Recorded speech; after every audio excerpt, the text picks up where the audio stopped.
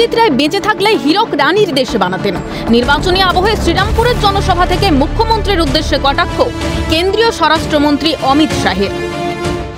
मगर जब ममता जी का शासन आया तब सत्यजीत दा नहीं थे, वरना वो हीरक राजा देशे इसकी जगह हीरक रानी नाम का मूवी बनाते। भाइयों बहनों, ये ममता बनर्जी हीरक रानी। কিন্তু কেন এই প্রসঙ্গ জনসভায় তুললেন স্বরাষ্ট্রমন্ত্রী? আসলে বঙ্গের বর্তমান শাসককে দেখে প্রবাদ প্রতিম কিংবদন্তি পরিচালক সত্যজিৎ রায়ের হীরক রাজার দেশে চলচ্চিত্রের কথা মনে পড়ে যাচ্ছে রাজ্যবাসীর। হীরক রাজ্যের ভয়াবহ অনাচার, দুর্নীতি, মগজ ধোলাইয়ের ছবি 1980 সালে সত্যজিৎ রায়ের হাত ধরে সেলুলয়েডের পর্দায় উঠে এসেছিল। আর তারই বাস্তব রূপ প্রতিফলিত হচ্ছে রাজ্যের বর্তমান শাসকের জমানায়। মত ওয়াকিবহাল মহলের। তার উপর অমিত শাহের এই মন্তব্যে যেন নতুন করে সেই আগুনে ঘৃতাহুতি। আর এই নিয়ে সরগরম হয়ে উঠছে বঙ্গের রাজনৈতিক মহল। তবে কুণাল ঘোষ শাহের মন্তব্যের প্রেক্ষিতে পাল্টা সত্যজিৎ রায়ের গোপীগাইন বাঘাবাইন চলচ্চিত্রের হাল্লা রাজা ও তার মন্ত্রীর সঙ্গে তুলনা করলেন প্রধানমন্ত্রী মোদী এবং স্বরাষ্ট্রমন্ত্রী অমিত শাহকে। জহর রায়ের মেকআপ দেখবেন হাল্লার মন্ত্রী, অমিত শাহের সঙ্গে একদম মিলে যাবে খোঁচা কুণালের। অমিত শাহ জেনে রাখুন যে সত্যজিৎ রায় গোপীগাইন বাঘাবাইন বলে একটি ছবিও তৈরি করেছিলেন, উপেন্দ্র কিশোর রায়চৌধুরীর লেখা।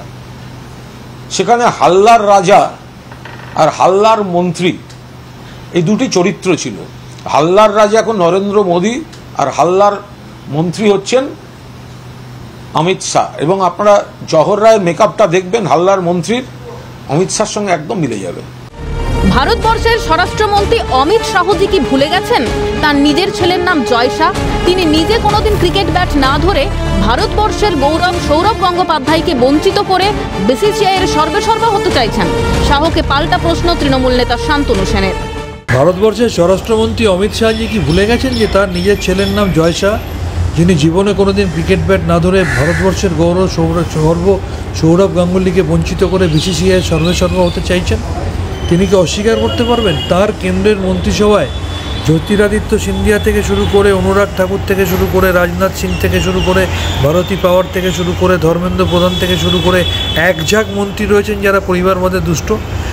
তবে পাল্টা বিজেপি নেতা তথা অভিনেতা রুদ্রনীল ঘোষের মন্তব্য, সত্যি এটাই যে বাংলা হীরক রানীর দেশ হয়ে গেছে, যেখানে গণতান্ত্রিক অধিকার, সাংবিধানিক অধিকার, আইনের ক্ষমতা কোনো কিছুই নেই।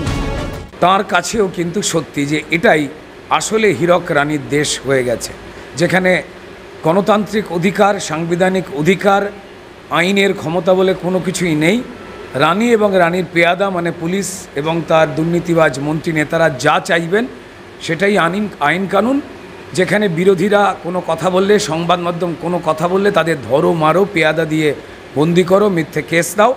আর মানুষের যা যা অধিকার, যা যা প্রাপ্তি, যা যা কেন্দ্র সরকার নাগাড়ে পাঠাচ্ছে সেটাকে চুরি করো এবং বড় গলায় মঞ্চে দাঁড়িয়ে প্রেস মিট করে মিথ্যে কথা বলে মানুষকে আবার ভুল বোঝাক হীরক রানী। এটাই তো চলছে। ক্যালকাটা নিউজ।